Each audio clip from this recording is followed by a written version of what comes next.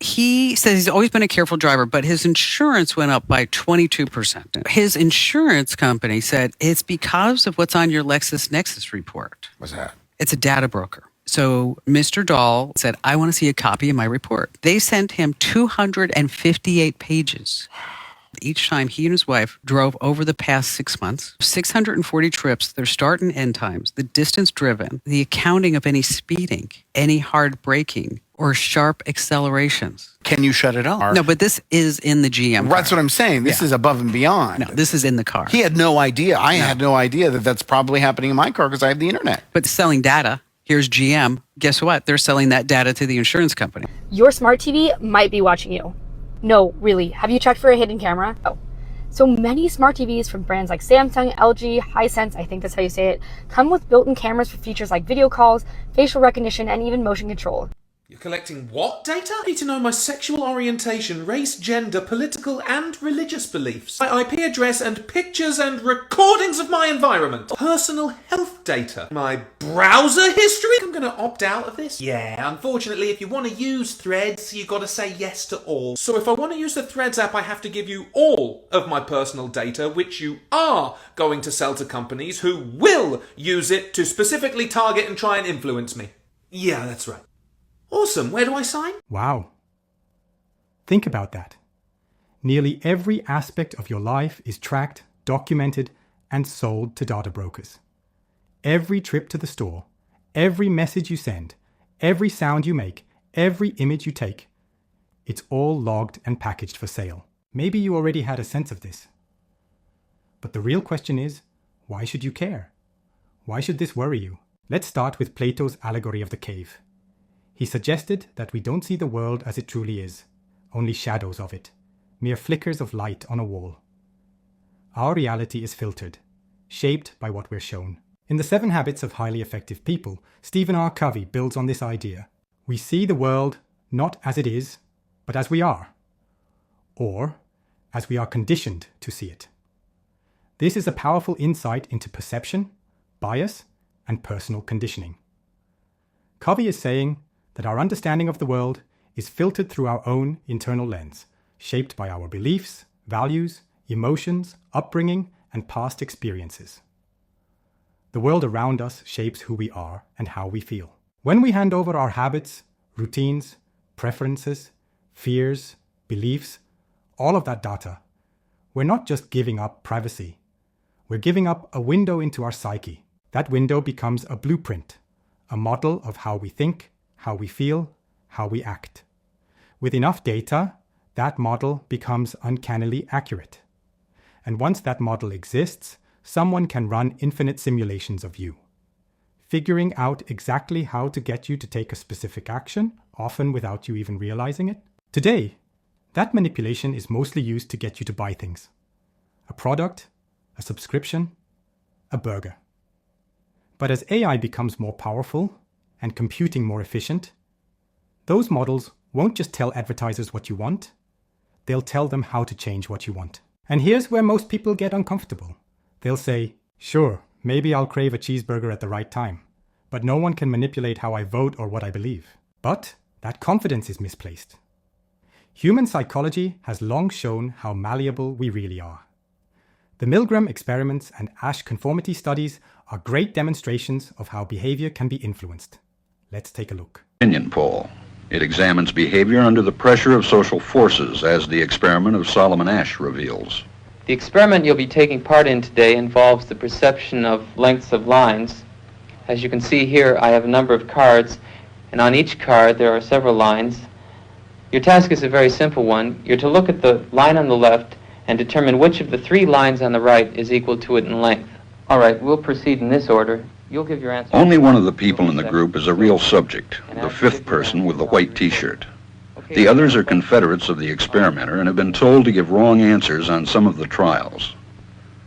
The experiment begins uneventfully as subjects give their judgments. 2. 2. 2. 2. 2. 3. 3. 3. 3. But on the 3rd trial, something happens. 2. 2. 2. 2. 2. The subject denies the evidence of his own eyes and yields to group influence. 1. Ash found subjects went along with the group on 37% of the critical trials. But he found through interviews that they went along with the group for different reasons. 1. 1. They must be right. There are 4 of them and 1 of me. 1. This subject's yielding is based on a distortion of his judgment. He genuinely believes that the group is correct. 1. 1. 1. 2. 1. 2. 2. 2. I know they're wrong, but why should I make waves? 2. In this case, the subject knows he is right, but goes along to avoid the discomfort of disagreeing with the group. Here, the distortion is at the level of his response. 2. 2. 2. 2. Sometimes we go along with the group because what they say convinces us they are right. This is called informational conformity. But sometimes we conform because we are apprehensive that the group will disapprove if we are deviant. This is called normative conformity. Ash's experiment is a classic. It reveals how people will deny what they see and submit to group pressure. It allows us not only to observe conformity, but to study the conditions that increase or reduce its occurrence. You may say, well, yeah, he may have changed, but there was nothing on the line there. He had no reason not to doubt himself there. Everyone makes mistakes. He probably just thought he wasn't seeing well. Regardless of how you rationalize it, the test still showed that our perceptions, or at least our outward expressions of our perceptions, are capable of being altered by our environment. The Milgram experiments take this even further, showing that even our concept of right and wrong are subject to influence. In order to understand how people were induced to obey unjust regimes and participate in atrocities such as the Holocaust, he set up an experiment. Volunteers were told they were taking part in scientific research to improve memory. Would you open those and tell me which of you is which, please? Teacher. Where? Teacher. Separated by a screen, the teacher would ask the learner questions in a word game and administer an electric shock when the answer was incorrect. He was told to increase the voltage with each wrong answer. Cloud. Horse. Rock. House. Answer. Wrong. 150 volts. Answer. Horse. Oh. Experiment. That's all. Get me out of here. Get me out of here, please. Continue, please. Go right on. I refuse to go on. Let me out. Refuses to go on. The experiment requires you continue, teacher. Please continue. Participants didn't know that the learner was really an actor and the so-called shocks harmless. You're gonna get a shock. 180 volts. Oh. I can't stand the pain. Let me out of here. Can't stand it. I'm not gonna kill that man, eh? I mean, who's gonna take the responsibility if anything happens to that gentleman? I'm responsible for anything that happens here. Continue, please. All right, next one. Slow. Walk, dance, truck, music. Two-thirds of volunteers were prepared to administer a potentially fatal electric shock when encouraged to do so by what they perceived as a legitimate authority figure. In this case, a man in a white coat. 375 volts. I think something's happened to that fellow in there. I don't get no answer. He was hollering with less voltage. Can't you check in and see if he's all right, please? Milgram's findings horrified America. They showed that decent American citizens were as capable of committing acts against their conscience as the Germans had been under the Nazis. These experiments have been repeated time and time again, yielding the same result. Even more, these were short-term and conducted under observation. But what if you removed the time constraints? Removed the awareness that you're being watched? What happens when we're exposed to carefully tailored stimuli every day for years? What happens when we have the capability to have personalized AI agents with the sole goal of implementing a behavior or belief on you? Able to adjust and change the tactic used with new inputs gained from each new exposure you have to the stimulus. We become programmable. Now, of course, we have laws meant to prevent manipulation and coercion. But ask yourself this: if laws alone were enough, why do we have prisons? And more importantly, would you willingly give a burglar the keys to your home just because you trust the law to stop them? That's exactly what we're doing every time we accept surveillance, tracking, and data harvesting as the cost of modern life. We are handing over the keys to not just who we are, but how we will feel, how we will act, and who we will become. So what can be done? How can we protect our privacy? And what does the current law actually offer? Today, most privacy protections in the US come from state law. There's no comprehensive federal statute that ensures a consistent nationwide right to data privacy. The American Data Privacy and Protection Act, ADPPA, was a promising attempt to change that. It would have established baseline protections across all 50 states, but it didn't pass. If you live in California, you're covered by the California Privacy Rights Act, CPRA, often considered the most advanced privacy law in the country, but even that falls short in key areas. Here's why that matters. When companies collect behavioral data, what you click, where you go, how long you linger, they don't just store it, they sell it. Aggregated across sources, that data is used to build predictive models that learn how you behave and respond. Those models then shape what you see, content, ads, even ideas, in ways designed to influence you over time. The law does little to prevent this at the collection stage. Most frameworks rely on opt-out systems, forcing individuals to assert their rights across countless platforms. To illustrate the problem, imagine walking into a store where, unless you first find the manager and say, "Please don't hit me," it's assumed you've agreed to be punched. That's essentially how modern privacy systems work. As technology evolves, the risks become more complex, but the need for solutions isn't new. When robocalls overwhelmed consumers, the government introduced the Do Not Call registry, a centralized opt-out system that didn't require action on every call. Our proposal applies that same logic to data collection. We call it the Do Not Track registry. It would allow individuals to assert their preference once in a legally enforceable way, signaling that their data may not be collected or used for behavioral targeting.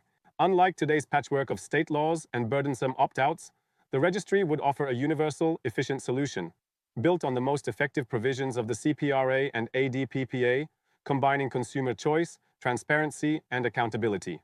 For individuals who want to protect their privacy, not through dozens of micro-decisions, but through one meaningful step, the Do Not Track registry offers a modern, scalable safeguard, one that helps close the gap in our legal protections and limits how personal data is used to shape behavior and belief without consent. Next, we'll examine how current laws like the CPRA and ADPPA address privacy, where they fall short, and how a national registry can fill those gaps. Let's start with the ADPPA, the American Data Privacy and Protection Act.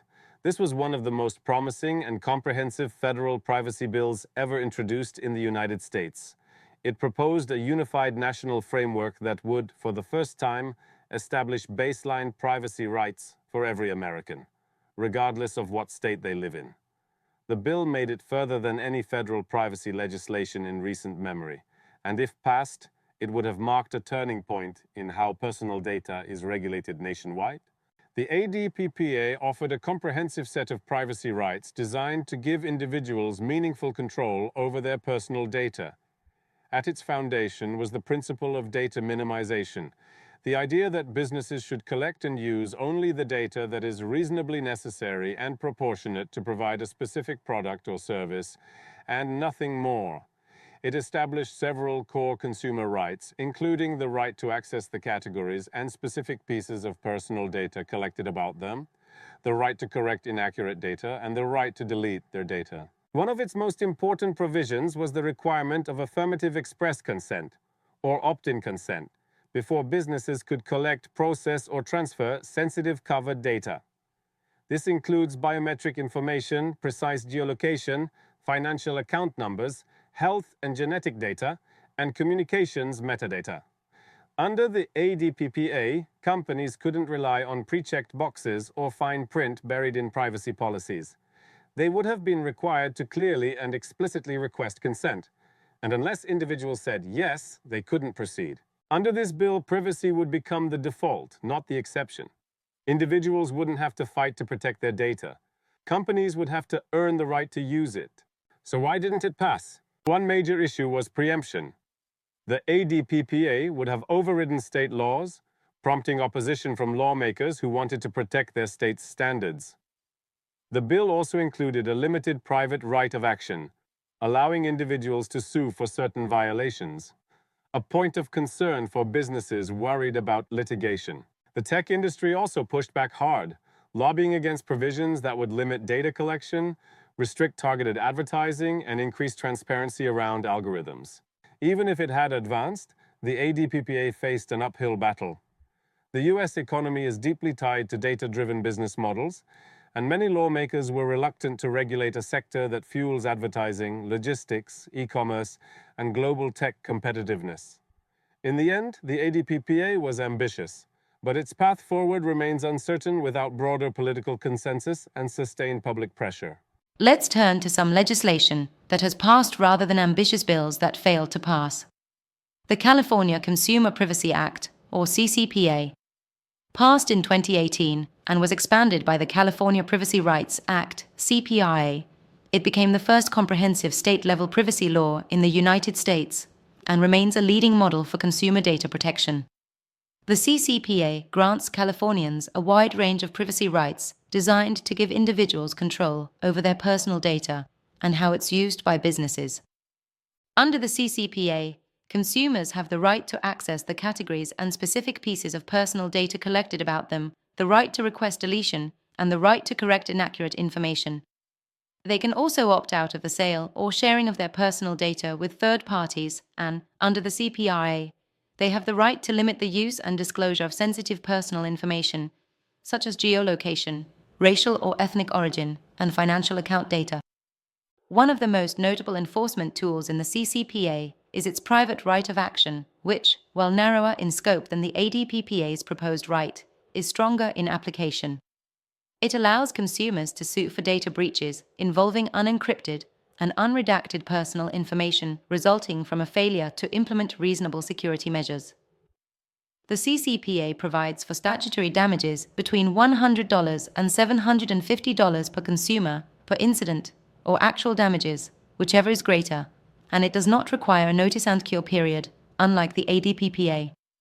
Beyond that, the CCPA also offers stronger enforcement through a dedicated regulatory body, the California Privacy Protection Agency, CPPA, which is independent, fully funded, and has rulemaking, audit, and enforcement authority. By contrast, the ADPPA relies entirely on the FTC, which would have to scale up significantly to enforce a new federal privacy framework. However, the CCPA does fall short in some areas the ADPPA aimed to strengthen. It's still based on an opt-out model, meaning data collection is permitted by default unless the consumer takes action. The ADPPA would have required affirmative express consent, or opt-in, before collecting or transferring sensitive covered data. The ADPPA also included data minimization and purpose limitation requirements, which are not part of the CCPA's framework, meaning businesses under California law can still collect more data than is strictly necessary. While California protections are still lacking in some departments, they are currently the strongest in the nation, and because most companies do not wish to have multiple iterations of their product, they tailor their products to match the strictest requirements, allowing the nation to benefit from California's protections. Now let's turn to the Do Not Call registry, which provides a valuable precedent for understanding our proposed privacy solution. In the 1990s and early 2000s, telemarketing and robocalls became widespread, turning into a daily nuisance for millions of Americans. In response, Congress passed the Do Not Call Implementation Act of 2003, which authorized the Federal Trade Commission, FTC, to create and enforce a national registry allowing individuals to opt out of most unwanted sales calls. Consumers can add their phone numbers to the registry for free, and telemarketers are required by law to consult the list every 31 days and remove any registered numbers from their call lists. The registry is managed by the FTC, with enforcement also supported by the Federal Communications Commission, FCC, and state attorneys general. Companies that violate the rules can face civil penalties of up to $50,120 per call, adjusted for inflation. Although the Do Not Call Act itself does not create a general private right of action, individuals can often sue under the related Telephone Consumer Protection Act. If a company continues to make illegal calls to a number on the registry, a consumer can pursue legal action and seek $500 per violation, or up to $1,500 per call if the violation is found to be willful or knowing. States may also bring lawsuits on behalf of residents who were unlawfully contacted. In short, the Do Not Call Registry was a landmark federal initiative that offered a simple, centralized, one-time opt-out system to protect consumers from unwanted intrusions, a principle that still holds value in today's far more complex data ecosystem. Now that we've reviewed the current state of privacy law, including the CPRA in California and the failed federal ADPPA, let's explore a more effective, forward-looking solution, the Do Not Track Registry. This proposal builds on the successful model of the Do Not Call Registry, but applies it to today's digital surveillance economy. It would be enacted through a two-part federal statute that borrows elements from both the ADPPA and California's data protection framework, while introducing a new infrastructure-based enforcement tool that gives consumers real control with minimal friction. The first part of the statute would establish federal baseline privacy rights for all Americans. These rights would include access to one's data, correction of inaccurate data, deletion, and portability. It would also allow consumers to opt out of non-essential data tracking and third-party sales, with clear rules limiting the use of sensitive information. Like California's CPRA, it would include a private right of action for data breaches involving unencrypted, non-redacted personal information. Importantly, it would adopt California's threshold-based approach for determining which businesses are subject to these rules, meaning that large data holders and frequent data traders would be fully covered. The second and novel part of the bill is the creation of the Do Not Track Registry, administered by a new division within the Federal Trade Commission. Much like the Do Not Call Registry, this platform would allow consumers to opt out once, rather than repeatedly, by registering the identifiers associated with their connected devices, primarily IP addresses and vehicle VIN numbers. Here's how it would work. Consumers would visit a government-hosted website where they could enter basic information, name, email, and the IP addresses of their devices. A drop-down menu would let them classify the device, e.g., Wi-Fi router, phone, tablet, or other device. They could also enter vehicle VINs, since modern cars collect and transmit behavioral data. Once submitted, those identifiers would be stored in an encrypted federal registry. Any device linked to a registered IP address or VIN would be protected under the law from data harvesting, tracking, or behavioral profiling by third-party advertisers or platforms. When a device connects to a website, its IP address is automatically shared as part of the server handshake before any cookies or scripts are triggered. That means companies are already aware of the user's IP address by default and can easily cross-reference that value against a protected registry. Enforcement would function similarly to the Do Not Call system. Companies would be required to check incoming IPs and VINs against the federal registry in real time. If a match is found, the website would be prohibited from engaging in targeted advertising, behavioral modeling, or unnecessary data collection for that session. Crucially, registering a home Wi-Fi router would automatically extend Do Not Track protections to every device that connects through it, including smart speakers, televisions, robot vacuums, refrigerators, and other connected appliances. These devices often lack traditional user interfaces, making it impossible for consumers to adjust settings or opt out of tracking. By shielding the router's IP address, the registry effectively blocks surveillance at the network level, giving users blanket protection across their home ecosystem without needing to manage settings device by device. To support this, the law would require platforms to implement automated compliance systems that detect when a connection matches a registered IP or VIN. In those cases, companies would be obligated to respond with privacy protective defaults, such as disabling tracking scripts or avoiding non-essential data collection altogether. Enforcement would be handled by the FTC and state attorneys general, and consumers whose registry status is violated would have the right to sue, with statutory damages ranging from $100 to $1,000 per incident.